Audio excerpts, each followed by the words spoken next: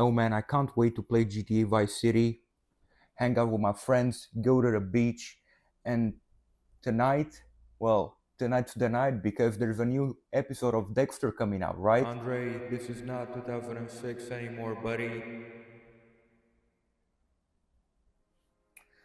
Yeah, so have you ever wondered that violence, especially in media, doesn't really hit anymore? Like I do understand the whole idea that conflicts, pandemics, and stuff like that. That shit's happening in the real life, right? And we don't really need that sort of stuff in media anymore. But there was something about the early 2000s where you felt nostalgic for a period of time that you never actually lived in, especially me and my generation as Gen Zers and Zoomers and stuff like that, because, well, um, that's really what happened. We used to play games like Vice City, San Andreas, and stuff like that, watch Dexter, go to the beach, and wear this kind of attire all the time, and we were kids. Like, I'm born in 98, and, the vibes pretty much the vibes, man. Like the vibes were fucking amazing, and now, well, I don't know. Maybe I just feel nostalgic for the early 2000s, but in the early 2000s, I used to feel nostalgic for a period of time that I never actually lived in. So what I really want to talk about at the end of the day is something that I would coin neon bleed. Well, I'll talk more about it in the actual video because we're still in the intro zone, very meta and stuff like that. This is me post production, right? And keep in mind that at the end of the day, nostalgia is one hell of a drug.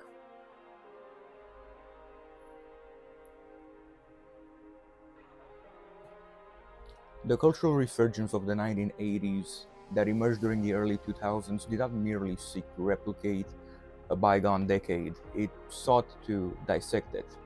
At the center of this retrospective fixation was the city of Miami, a geographical and cultural space that had already been heavily mythologized by the media of its time. Miami in the 1980s was a paradox of extreme glamour and extreme brutality, where the pristine pastel-hued architecture of Ocean Drive provided a surreal backdrop for the violent realities of the cocaine trade. However, when the 21st century media returned to the setting, it introduced a new, distinctly modern visual and thematic vocabulary, a phenomenon that can be conceptualized as the neon bleed. The term originating from cinematography and photography, the aspect of color bleeding, particularly neon halation, describes an optical effect where a highly saturated light source overexposes and spills beyond its physical boundaries, contaminating the darker areas of an image. When applied as a cultural and aesthetic framework, neon bleed names the precise moment when the synthetic, hyper-stylized facade of the 1980s is ruptured by visceral, cynical, and hypermediated violence. The neon represents the simulacrum, the consumerism, the superficiality, the synth pop and pastel suits. The bleed represents the underlying trauma, the physical consequence, and the brutality that refuses to remain concealed by the aesthetic surface. Unlike standard forms of retro nostalgia or the passive longing characteristic of early synthwave and vaporwave, the neon bleed aesthetic does not yearn for an innocent past. Instead, it utilizes the seductive warmth of tropical sunset and steely glow of neon lights as a deliberate contrast to clinical sociopathy. In this framework, violence is not merely depicted, it is aesthetically elevated, creating a dissonance within the cultural anxieties of the 2000s. Audiences of that decade found a strange comfort in this juxtaposition, consuming extreme, often hyperrealistic brutality wrapped in the comforting synthetic packaging of an imagined 1980s. To understand how this fusion of sunshine and slaughter became the dominant retro aesthetic of a generation, it is necessary to examine how this environment was initially reconstructed.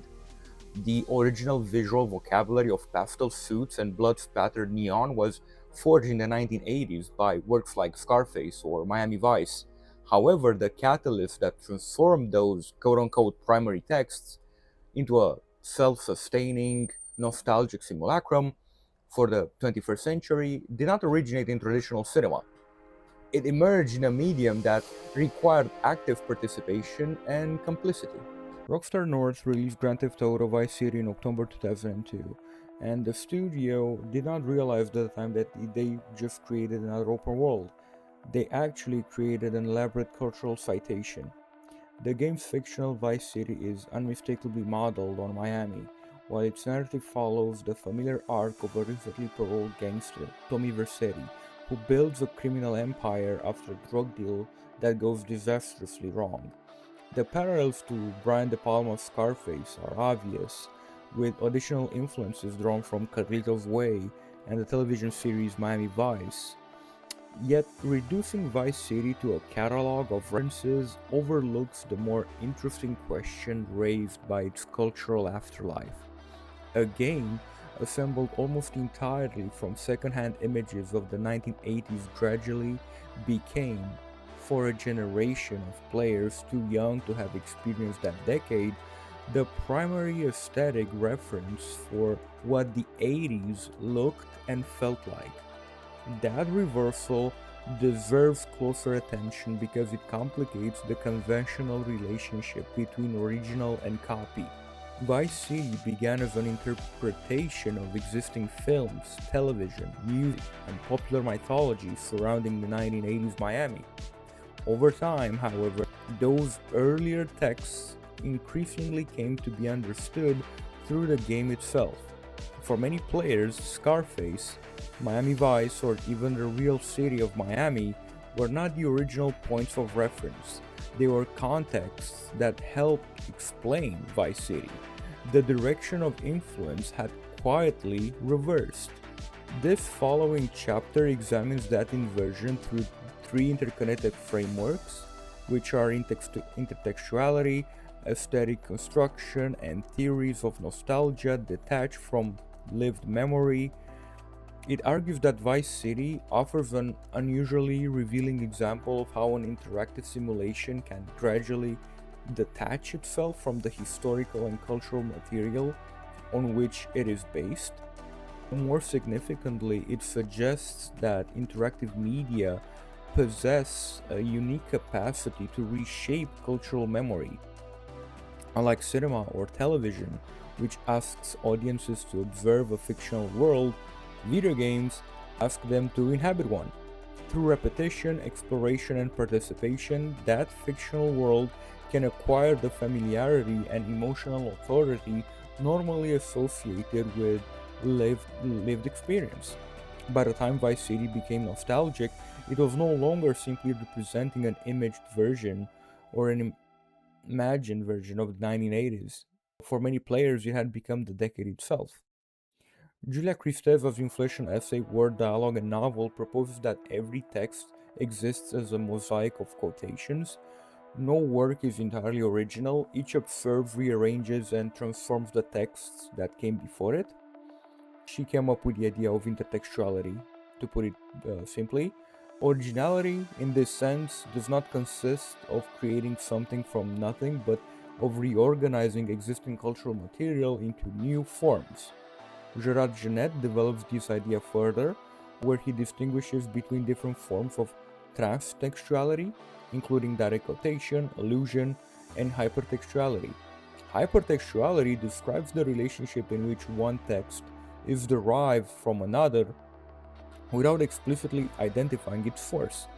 Recognition is left to the audience. Vice City operates almost entirely within this hypertextual register. The game never names Scarface, Miami Vice, or Carlito's Way, yet it consistently assumes that the player's familiarity with them is real. Characters, location, costume design, dialogue, music, and narrative structure all echo earlier works closely enough that recognition becomes part of the experience. The pleasure lies not only in the following of Tommy Vercetti's rise to the criminal underworld, but also in noticing how frequently the game invites comparison with the films and the television that inspired it. Players unfamiliar with those sources can still enjoy the game, but those who reorganize and recognize them encounter a second layer of meaning built almost entirely from cultural memory. Rockstar's own development process makes clear that these similarities were intentional rather than incidental.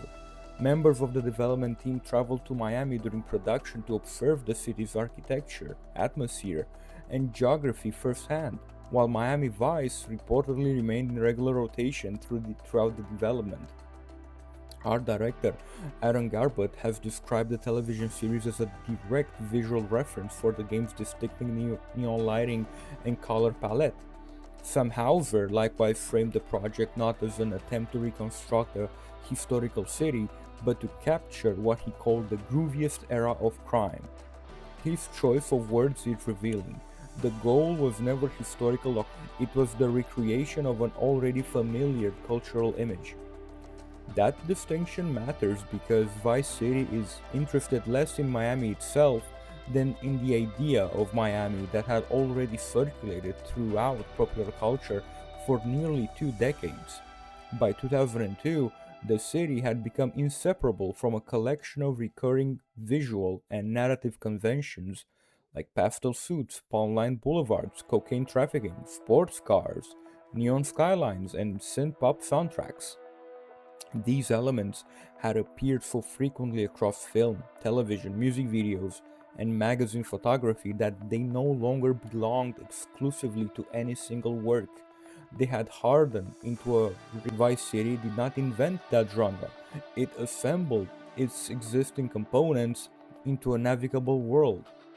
Frederick Jameson's account of postmodern pastiche helps explain why this reconstruction feels simultaneously familiar and curiously detached from history. In Postmodernism, or the cultural logic of late capitalism, Jameson distinguishes parody from pastiche. Parody imitates a style while maintaining critical distance from it. The audience is expected to recognize the original and appreciate the difference.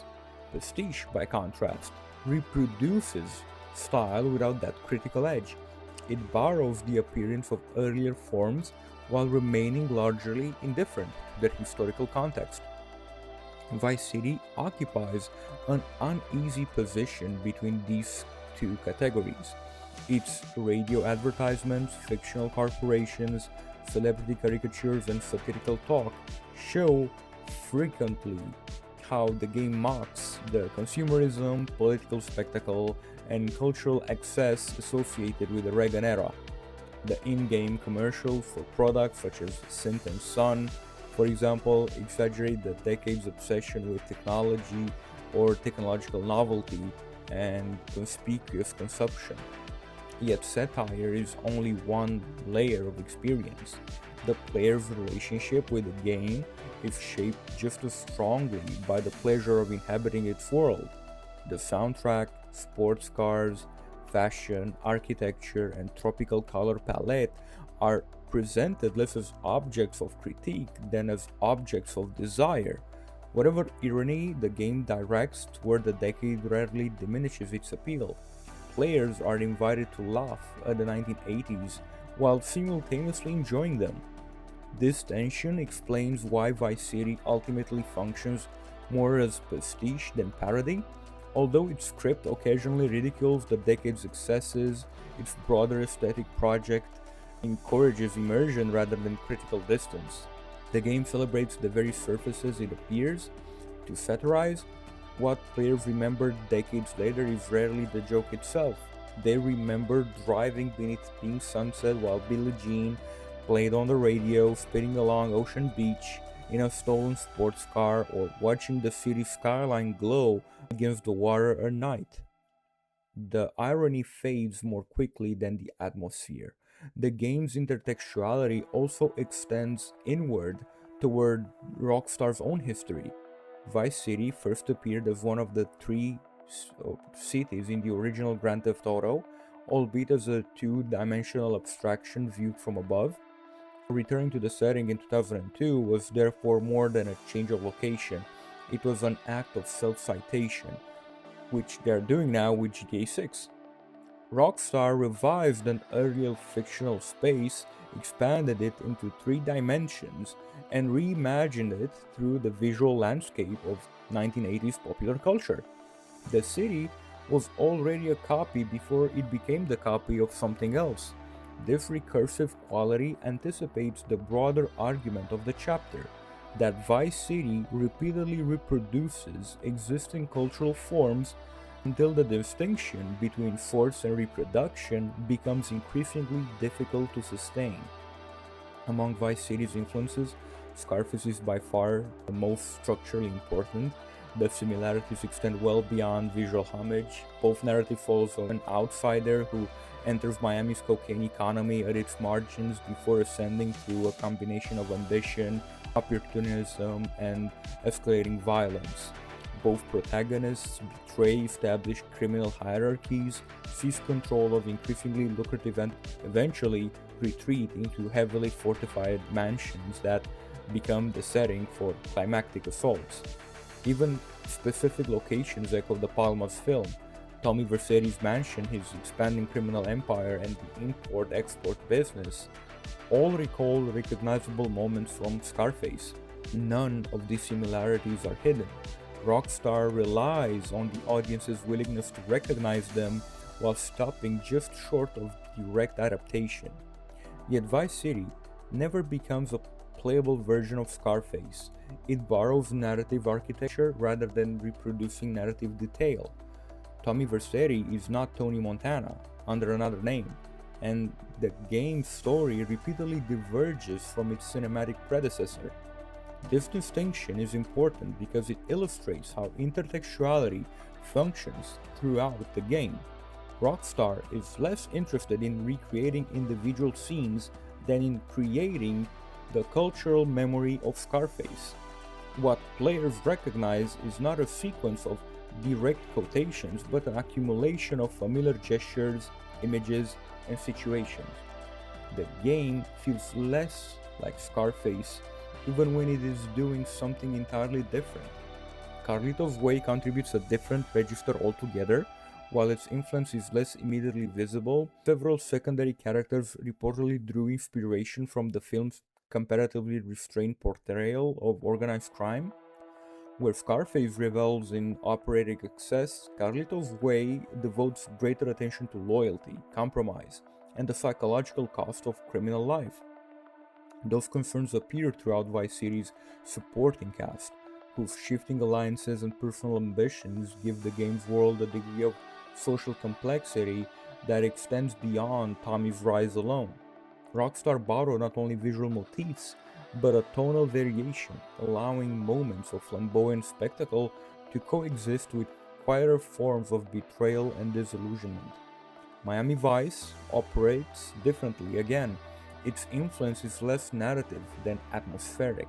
If Scarface provides the game dramatic structure, Miami Vice supplies much of its visual language.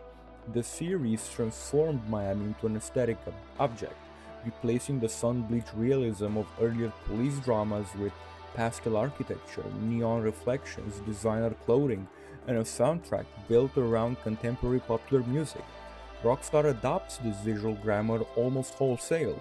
Police officers resembling Crockett and Tubbs appear throughout the game, while high-leveling police pursuits is conducted in a vehicle close model on Crockett's white Ferrari Testarossa. More importantly, the game's lighting, color palette, and urban design consistently privilege atmosphere over realism. The city is presented less as a geographical location than as a cinematic mood. Leslie Benzie's description of Miami as a glamorous party town, concealing darker currents beneath its surface, captures this sensibility precisely. It is equally an account of Miami Vice, Scarface, and Vice City itself. Across all three works, pleasure and violence occupy the same spaces. Luxury hotels sit beside drug deals, oceanfront sunset accompany organized crime. Nightclubs become centers of both entertainment and exploration. The city is defined by contradiction, and that contradiction becomes one of the most enduring aesthetic qualities. Taken together, these influences produce something more complex than homage.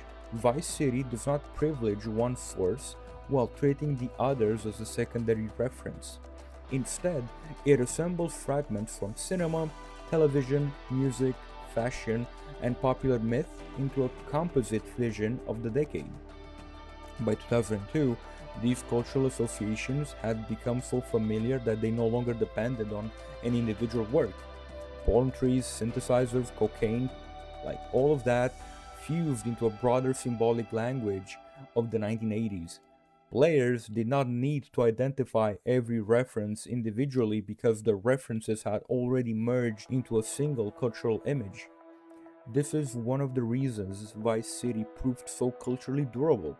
A player with no knowledge of Scarface or Miami Vice could still recognize the world the game was performing. The game did not require familiarity with its sources because it inherited a cultural vocabulary that had already escaped them. Its achievement was not simply reproducing that vocabulary but transforming it into a space that could be explored, memorized, and eventually remembered. Jean Baudrillard's theory of simulacra is almost unavoidable in discussions of Vice City, although it is often invoked more quickly than it is explained. His argument is simply reduced to the claim that copies replace originals, but his point is more ambitious. A simulacrum is not only a false representation of reality, it is a representation that gradually acquires greater cultural authority than the reality from which it was derived. Once this occurs, this distinction between original and copy begins to lose its practical significance because experience itself has become organized around representation. The relationship between Miami Vice and the city it depicts illustrates this process. An EDIC indexed study of the television series argues that the program's enormous cultural influence altered public perceptions of Miami itself. The city's beaches, nightlife, fashion, and architecture increasingly came to be understood through the visual language established by the series, to the point that television and place became difficult to disentangle in public discourse. Viewers were not simply watching Miami, they were learning how Miami ought to look. Vice City extends this process another step. Unlike Miami Vice, Rockstar City has no obligation to correspond to an existing place. It is not a representation of Miami in any documentary sense, but a representation of earlier representations. Its beaches recall television, its skyline recalls cinema, its soundtrack recalls commercial radio, and its criminal underworld recalls decades of popular myths surrounding the cocaine trade. Every element already arrives mediated by previous texts. Calling Vice City a simulation of a simulation captures this recursive structure, but the phrase risks sounding more paradoxical than explanatory. The game's significance lies less in the fact that it imitates earlier media than in the fact that it eventually becomes the reference point against which those earlier media are interpreted.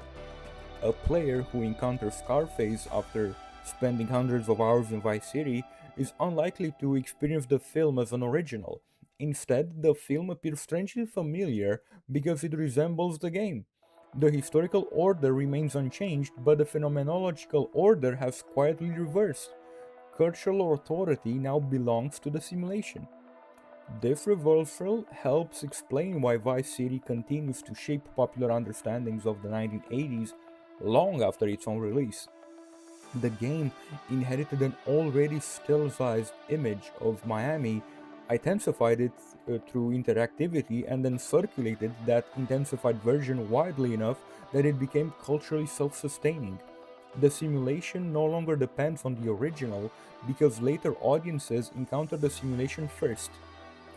The crucial difference between Vice City and its cinematic predecessors, however, is not visual style but participation. This is where J. David Bolter and Richard Gruffin's concept of hypermediacy becomes especially useful. Bolter and Gruffin distinguish between immediacy, which attempts to erase awareness of the medium itself, and hypermediacy, which continually reminds audiences that they're engaging with a constructed artifact. Rather than concealing mediation, hypermediacy multiplies it. Vice City is conspicuously hypermediated. The player is never allowed to forget that the world is an interface. The minimap constantly abstracts the city into navigable information. Wanted stars quantify criminal notoriety. Mission markers transform geography into objectives. Radio station interrupt gameplay with fictional advertisements, satirical talk shows, and carefully curated playlists. Even the game's humor depends on drawing attention to its own artificiality through exaggerated products, media personalities, and political caricatures. Every system foregrounds construction rather than attempting to disguise it. What makes this remarkable is that none of this weakens the player's emotional investment. Classical theories of realism often assume that immersion depends upon forgetting the medium. Vice City suggests something quite different. Players remain deeply attached to a world that continually advertises its own artificiality. They know the city is fictional, yet they return to it repeatedly. Its status as simulation is never concealed, but neither does it diminish the reality of the experience. Think of it like this. You know the map of the city in which you live, the map of the city in which you are born, but also the map of GTA Vice City or GTA San Andreas. You recognize everything, and that interactivity helps explain why. Film asks audiences to observe fictional spaces, games require them to navigate. This difference may appear obvious, yet it has significant consequences for memory. After watching Scarface, a viewer remembers scenes, dialogue, and performances, and after playing Vice City, you remember routes. You remember where the paint spray is located after a police chase, which bridges become dangerous under a high wanted level, how to reach the Malibu Club without consulting the map, and which neighborhoods provide the quickest escape from pursuing police. These memories are procedural rather than merely visual. They concern movement through space rather than the observation of it. That distinction is more important than it first appears. Human memory evolved not only to recognize landscapes, but to move through them. Spatial navigation is one of the oldest cognitive tasks performed by the hippocampus, the region of the brain heavily involved in forming episodic memories. Although Vice City is entirely fictional, repeated exploration encourages players to develop the same kinds of spatial familiarity that they would acquire in a real environment. They do not simply recognize Vice City, they know their way around it. This is where the game's relationship to nostalgia begins to shift. The emotional attachment players later express is not directed slowly toward its visual aesthetic or licensed soundtrack. It is directed toward a place that has been repeatedly inhabited. That place does not exist outside software, yet the memories associated with it possess many of the characteristics normally reserved for memories or physical locations. The city becomes familiar long before it becomes nostalgic. Nostalgia, in its classical sense, presumes a clean separation between past and present, yet it is structured around loss. Something was once possessed, then disappeared, and is now recalled with varying degrees of accuracy or distortion.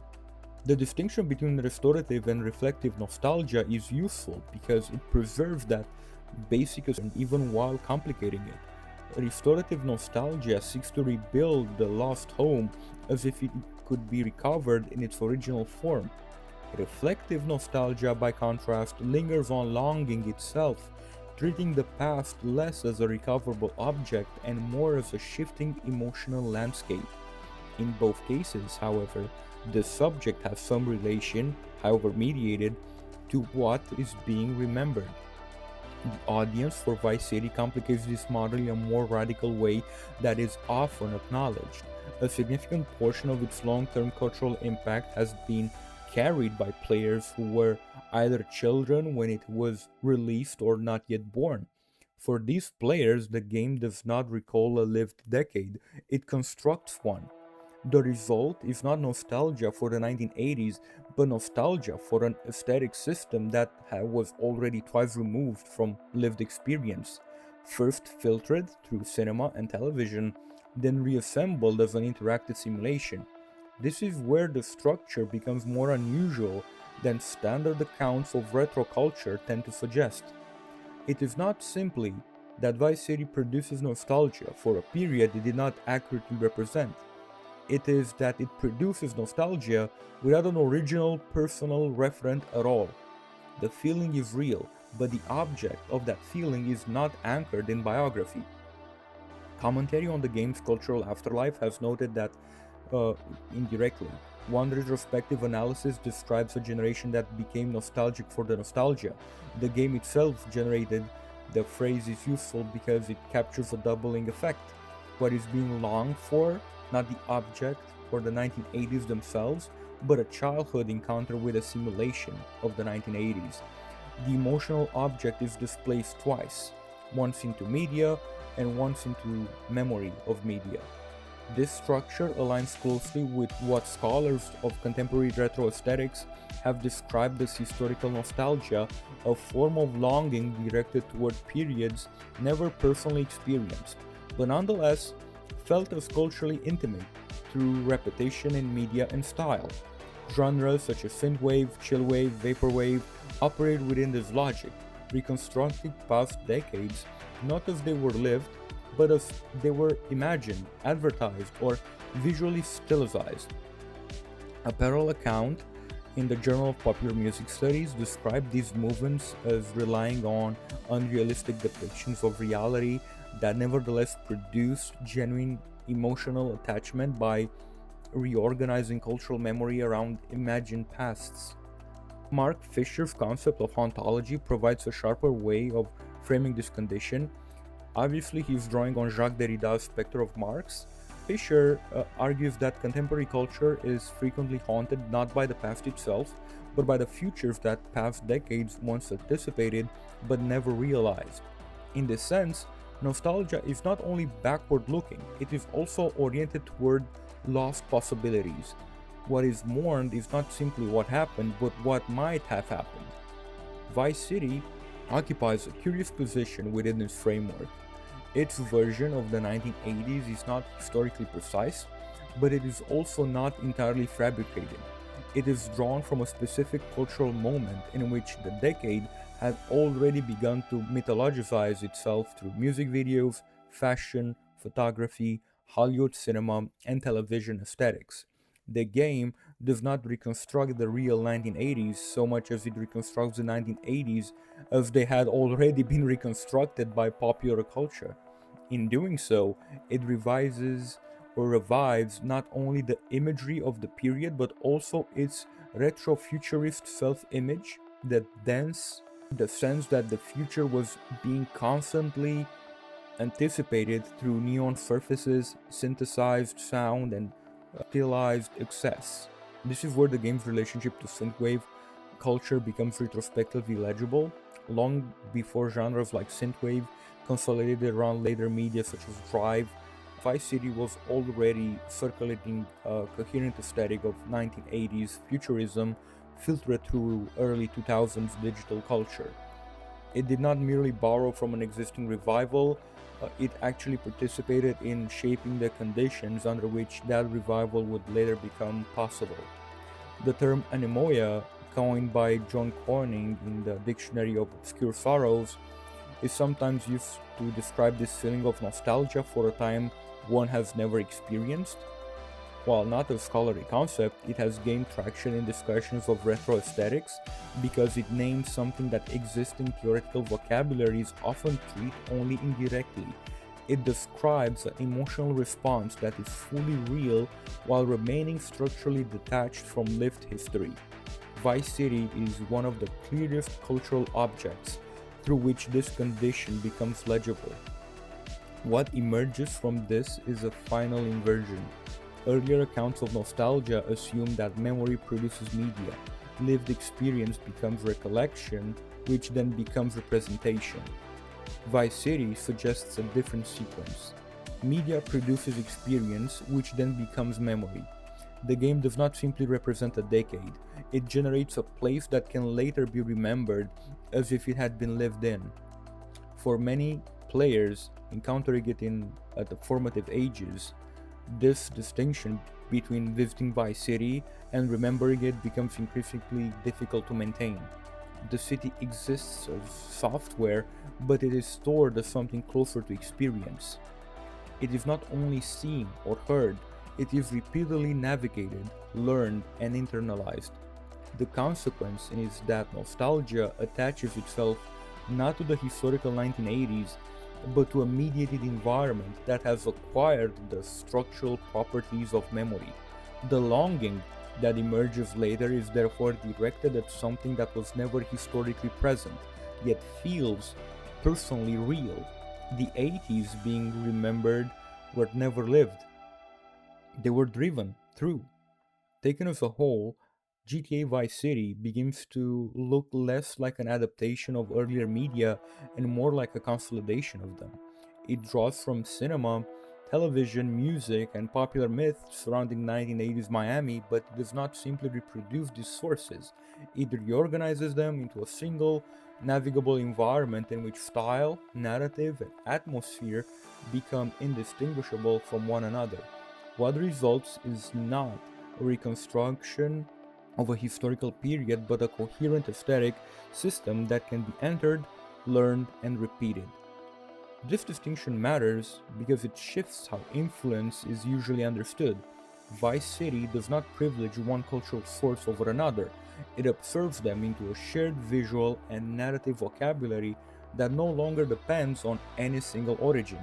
By the time of the game's release, the iconography of the 1980s had already been flattened into recognizable fragments: neon skylines, pastel clothing, synth heavy music, cocaine trafficking narratives, and stylized depictions of excess and corruption.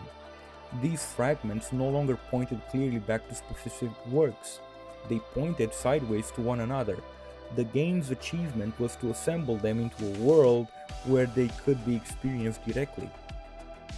Once that world becomes playable, the relationship between reference and referent begins to weaken. Earlier media such as Scarface or Miami Vice no longer function as stable originals.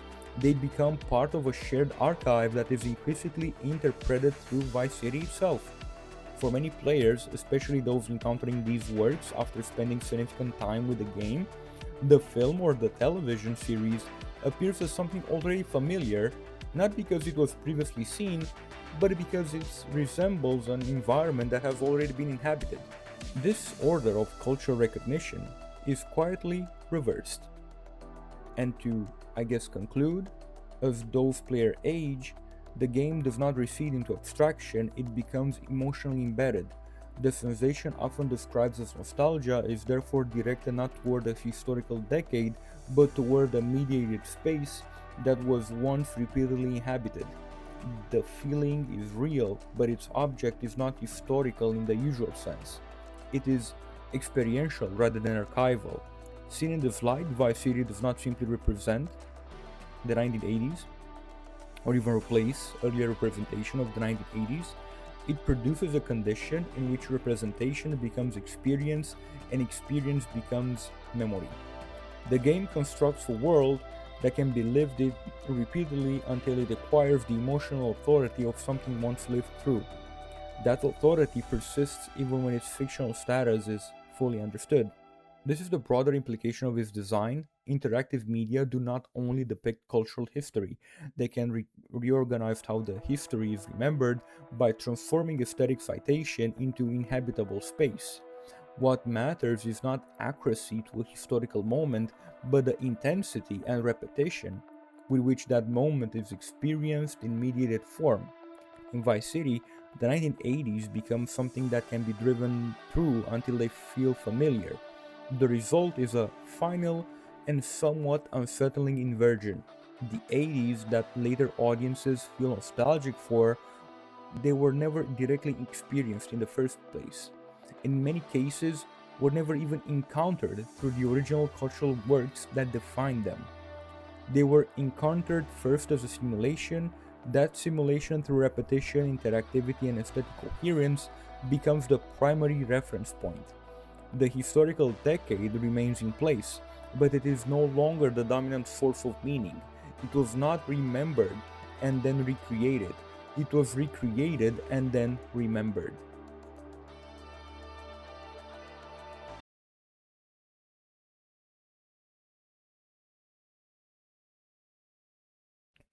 While the neo-noir lineage of the 1980s, typified by the visual grammar of Miami Vice and later digitized through the nostalgic architecture of GTA Vice City, externalized its violence, smearing it across the pastel surfaces of the city in a hypermediated spectacle, Showtime's Dexter initiates a radical, internalized reversal. The series follows Dexter Morgan, a blood spatter analyst for the Miami Metro Police Department, who operates after hours as a serial killer. He is bound by the Code, a strict moral architecture instilled by his adoptive father that permits him to kill only those who have themselves escaped the reaches of justice for violent crimes. The premise is, on its face, an absurdity, a killer of killers. A procedural cop show whose protagonist is also its recurring murderer. Yet, the show's 8-season run and its profound cultural penetration suggest that it provided a deeply effective representation machinery through which a serial killer could be recoded as a vehicle for the fantasy of justice itself.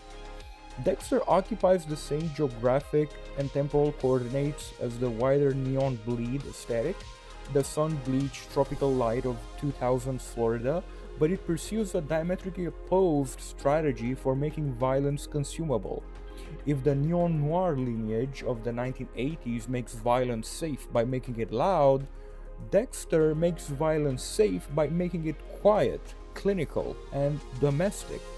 The show operates as a sophisticated engine of aesthetic displacement, systematically stripping the neon bleed of its external neon-drenched kinetic energy and relocating it within the sterile, private confines of the domestic sphere, where the neo-noir aesthetic relies on the frantic movement of speedboats and the vibrant synthesized hum of the city's nightlife to distance the viewer. Dexter employs the deliberate stillness of suburban routine to achieve an equivalent effect. This is not a rejection of the neon bleed aesthetic, but an evolution of it, a shift from a spectacular to the procedural. By anchoring its narrative in the mundane reality of the Miami Metro Police Department and the banal comforts of Dexter's suburban home, the show utilizes the same geographical setting to argue that the real bleed of the neon era, the untraceable violence that once lurked in the city's underbelly, has finally been captured and categorized. The series essentially posits that the chaos of the 1980s neo-noir has been solved by the forensic order of the 2000s procedural. In doing so, Dexter bridges the gap between the flashy, surface-level nostalgia of the Vice City era and the darker, more cynical realities of the mid-2000s, suggesting that the only way to successfully inhabit the neon bleed is to participate in its systematic, clinical sterilization. The show thereby transforms the city of Miami from a chaotic, neon-lit myth into a controllable domestic environment where the horrific is no longer a public spectacle to be feared, but a private, managed secret to be maintained. At the heart of the series lies the profound psychoanalytic tension between the fallible, actually existing legal apparatus and the symbolic order of absolute justice. As Donatella Izzo argues in A Hall of Mirrors, the sublime object of justice in Dexter, Dexter Morgan occupies an impossible, liminal double position that destabilizes the audience's relationship to the law. As a serial killer, he functions as the agent who violently ruptures the symbolic order, producing what Izzo, drawing on Slavoj Žižek's Lacanian readings, identifies an eruption of the real.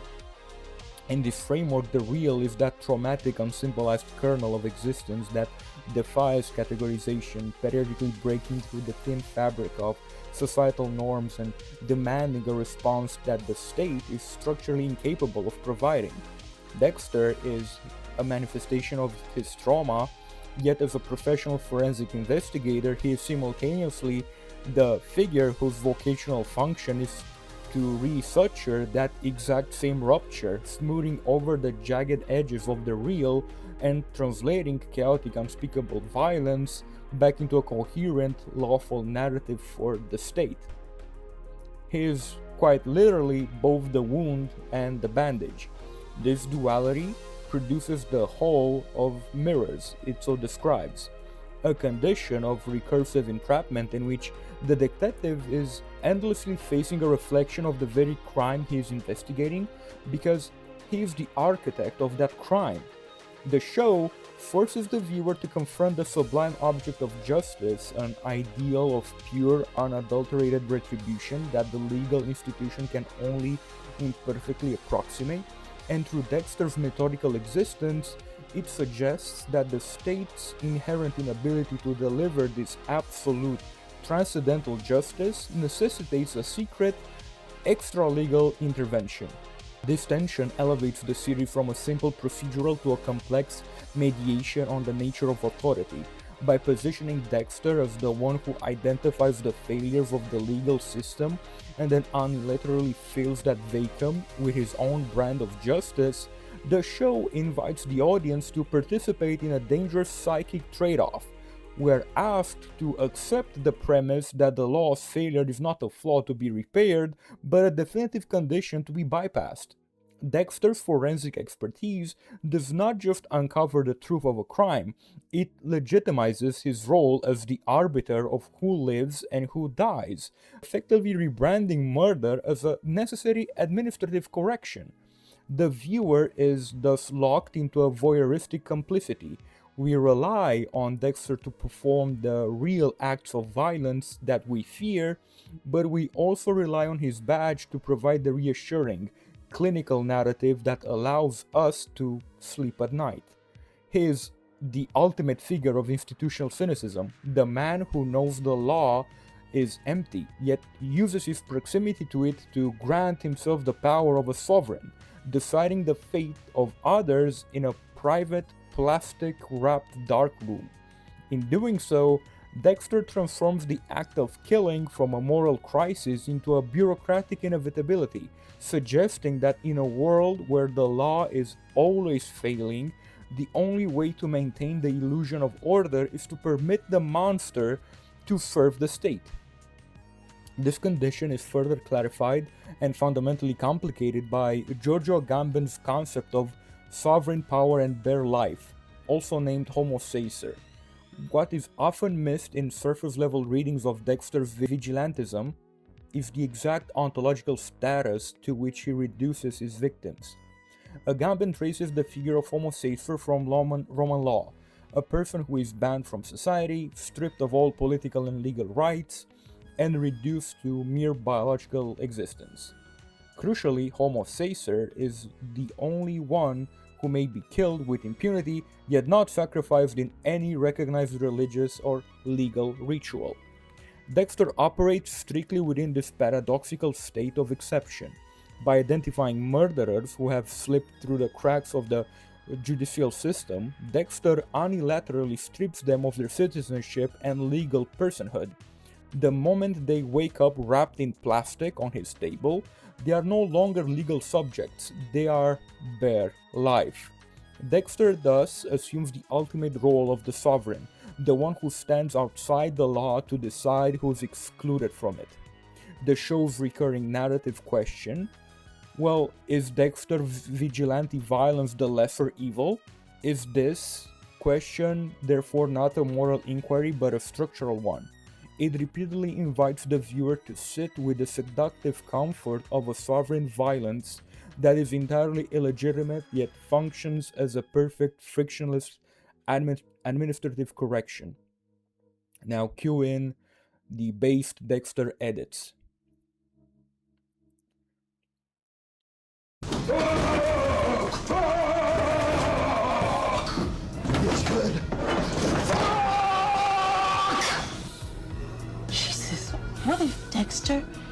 the real Bay Harbor Butcher. Are you the Bay Harbor Butcher? Jesus fucking Christ, you're the Bay Harbor Butcher. Where you'll stand trial as the Bay Harbor Butcher. The Bay Harbor Butcher. You know the nickname, and you know what he did. Dismembered his victims, bagged the bloody bits and hefties, and tossed them in the bay. Dozens of bodies strewn across the ocean floor. I am a father, a son, a serial killer.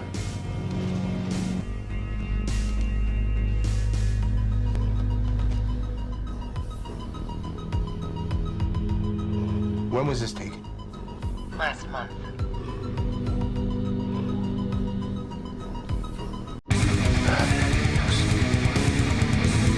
Dexter Morgan is alive.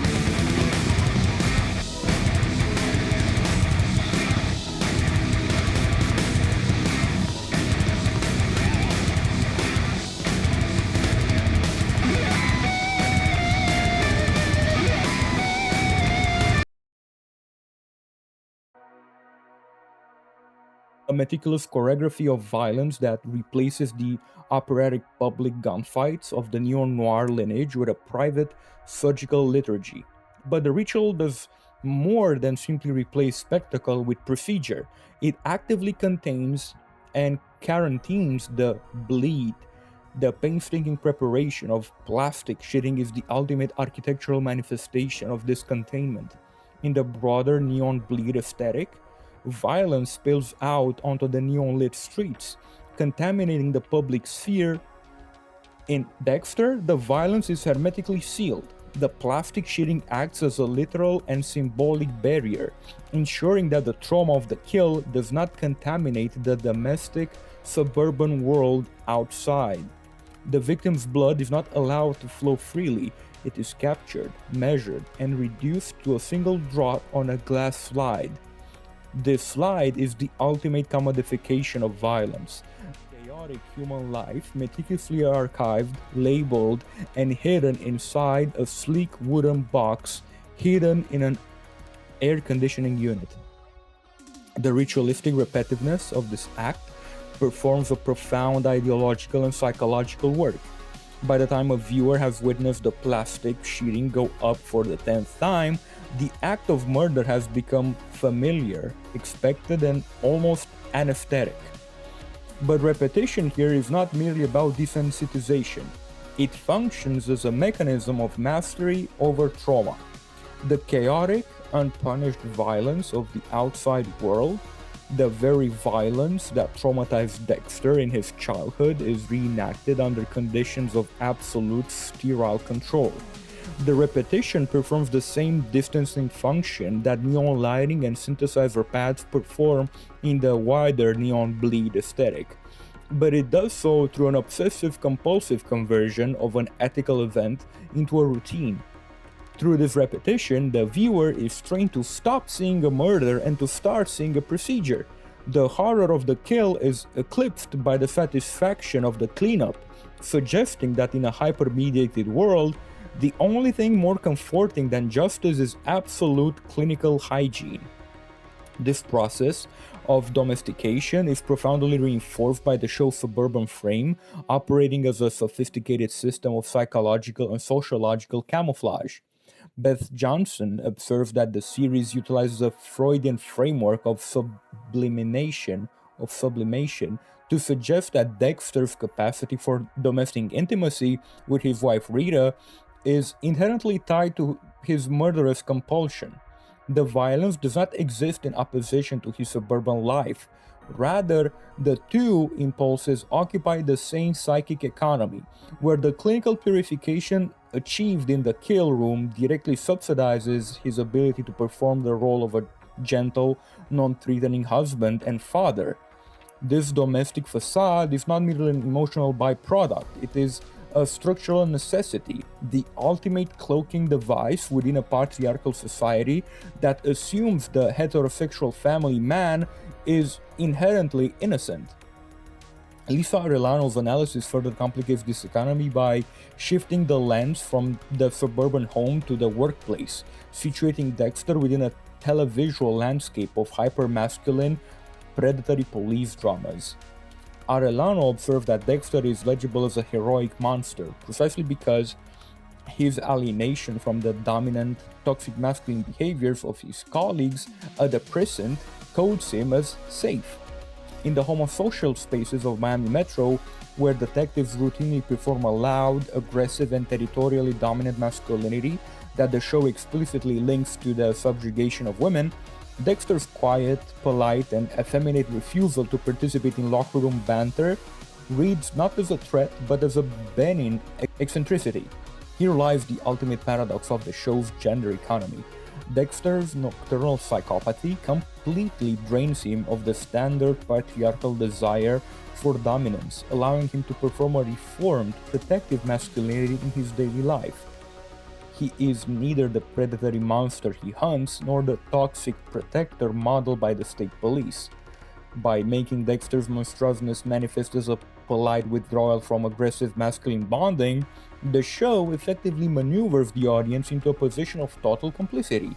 The viewer is trained to view Dexter's clinical plastic-wrapped slaughter as a cleaner, more ethical, and infinitely less toxic alternative to the pervasive, institutionalized violence of the state apparatus that surrounds him.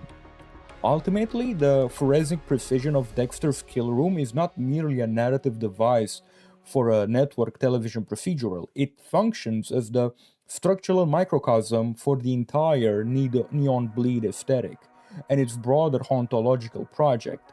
By analyzing the series through this psychoanalytic and socio-political lens, I guess there is some sort of discovery of that exact machinery through which historical trauma is converted into a sterile, nostalgic commodity. The plastic room operates as a literal and symbolic quarantine zone for the Lacanian real, the raw, unsymbolized violence of Miami's real-world history, which was defined by the structural upheavals of the cocaine wars, racial riots, and institutional corruption. Where the historical reality of the 1980s was chaotic, terrifying, and deeply traumatic, Dexter utilizes the sovereign state of exception defined by Agamben to capture this violence, bring it indoors, and subject it to a rigorous bureaucratic hygiene. The chaotic bleed that once contaminated the public sphere of Miami is systematically gathered, measured, and reduced to a single drop of blood on a glass slide. This slide, neatly fitted away in a wooden box, represents the ultimate institutionalization of trauma. It is the moment where historical horror is successfully dominated and domesticated into a clean, aestheticized archive. This clinical purification performs a vital anesthetic function for a generation of viewers experiencing what Mark Fisher terms ontology, the profound longing for a lost future or a retrofuturistic past that was never personally lived. I have touched upon this at the end of the Vice City chapter, and this is a recurring theme in the whole video as a whole, because you cannot feel a sense of intimate comfort or nostalgia for raw historical trauma. You can, however, feel deeply nostalgic for a world where violence has been rendered polite, orderly, and meticulously managed. Just as Dexter utilizes his performance of gentle, non-threatening suburban heteronormativity with Rita to mask his internal monstrosity from the predatory masculine spaces of the precinct, the Neon Bleed aesthetic uses the seductive surfaces of the tropical landscape, the pink sunset, the calm waters, the muted tones of the 2000s procedural, to mask the hyper-violence it inflicts. The show effectively maneuvers the audience into a position of total complicity, training us to prefer Dexter's clinical, quiet psychopathy over the loud, chaotic, and unhinged violence of both the criminals he hunts and the state he serves. Our collective nostalgia for this version of Miami is therefore revealed to be a profound psychological displacement. A younger generation born into the geopolitical chaos and institutional distrust of the post 9/11 era isn't longing for the historical reality of the 1980s. They are longing for the psychic safety of an environment where the most terrifying aspects of human nature are bound by a rigid, reliable code and sealed behind layers of translucent plastic. Even interestingly enough, the fact that Dexter was filmed in 2006 in such a way, looking back at the show now, not only feel nostalgic for the 1980s, but you also feel nostalgic for how media was consumed and created in the early to mid 2000s. This brings us to the final unsettling inversion of the neon bleed.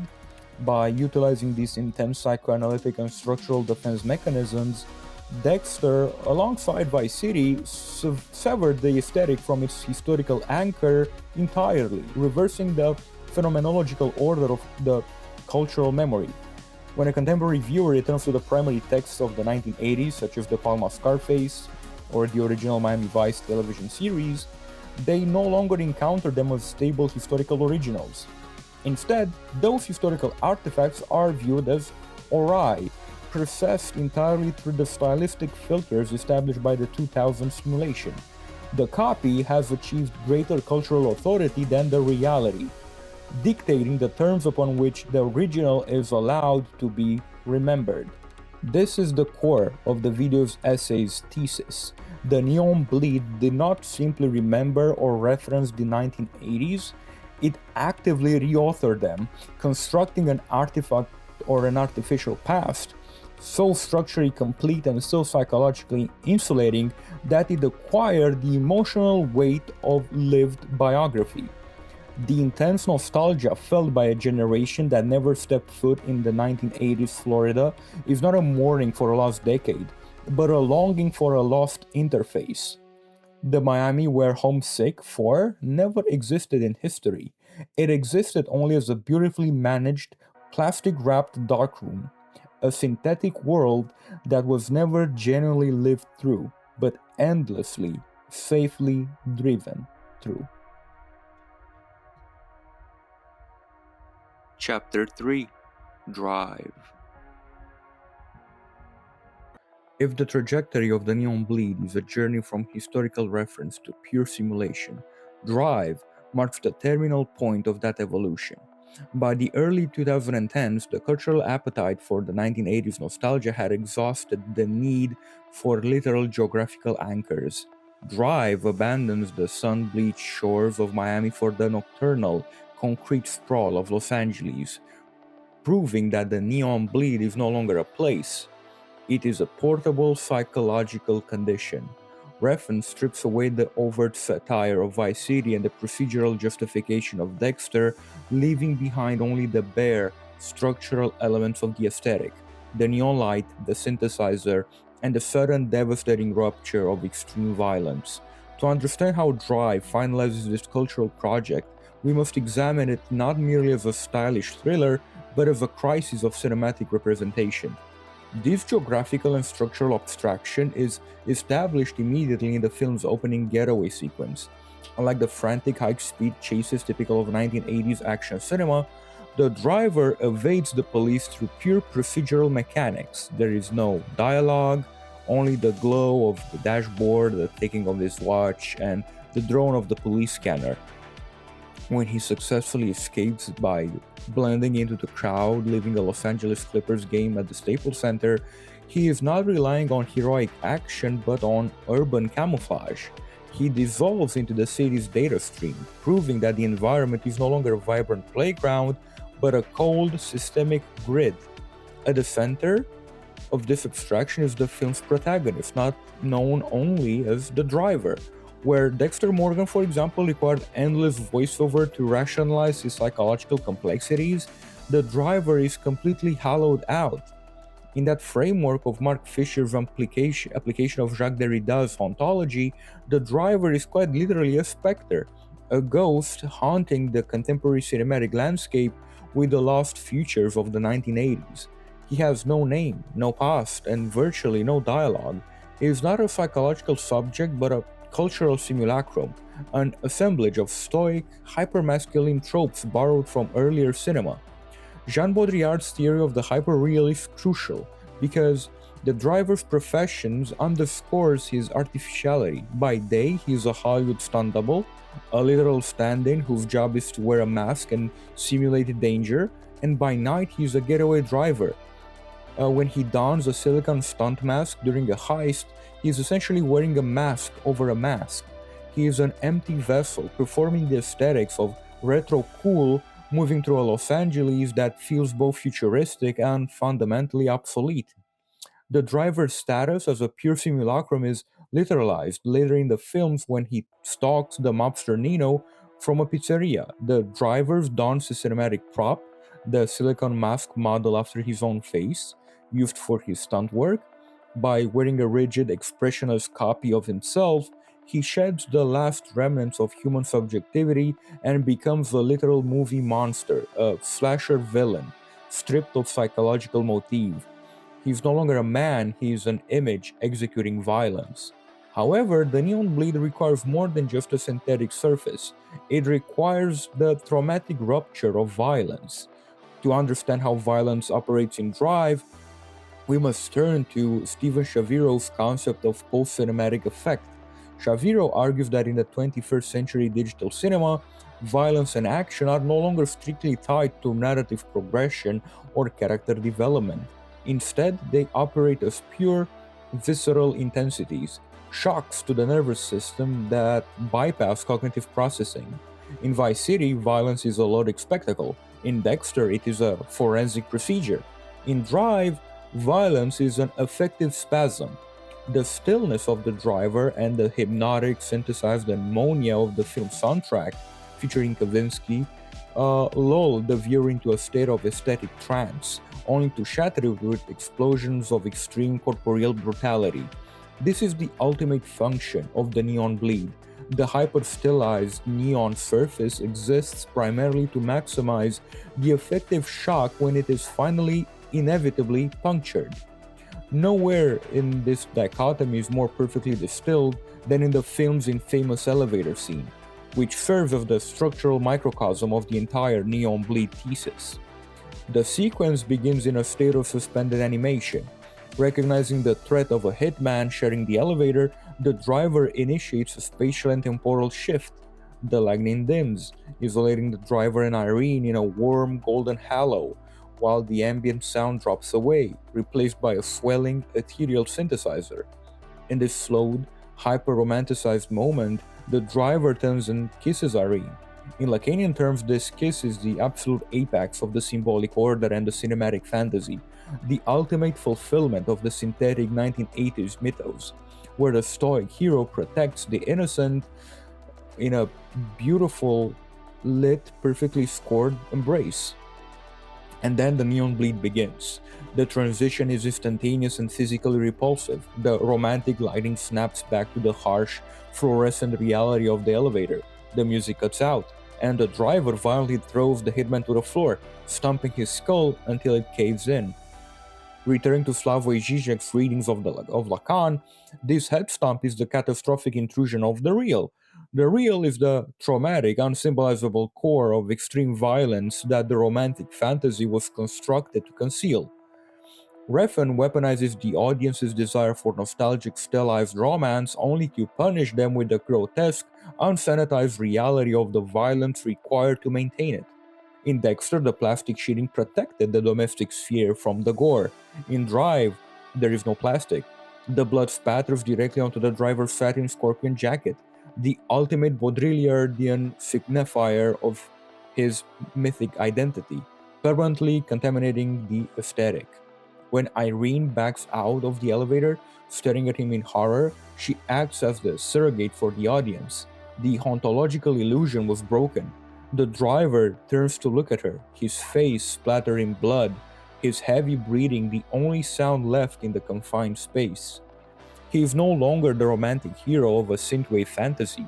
He is a monster exposed by the harsh fluorescent light of the real. By the end of the film, the driver cannot return to a normal life. Unlike Dexter, he cannot domesticate his violence into a suburban routine. He simply gets back into his car and drives into the night, bleeding from a stab wound disappearing back into the mythic neon-lit ether. Drive thereby completes the ideological work of the era. It proves that the neon bleed was an atmospheric coping mechanism, a way for a culture to aestheticize its own brutality, wrapping the darkest, most destructive human impulses in a beautiful synthetic glow, only to discover that the trauma cannot be contained forever. While the unnamed driver bleeding out behind the wheels feels like a definitive cinematic terminus, Drive did not mark the end of the neon bleed era. Rather than serving as the aesthetic's tombstone, reference film codified its grammar, transforming it into an open-source blueprint for a massive industrial regurgitation of the medium. The realization that historical trauma could be so effectively sanitized by a retrofuturistic interface was too profitable for the culture industry to abandon. In the decade and a half following Drive, this ontological machinery only accelerated, sprawling across every conceivable media format. We see it in the relentless Spielbergian pastiche of Stranger Things, which weaponizes 1980s suburban aesthetics to manage Cold War anxieties through the safe, metaphorical distance of interdimensional monsters.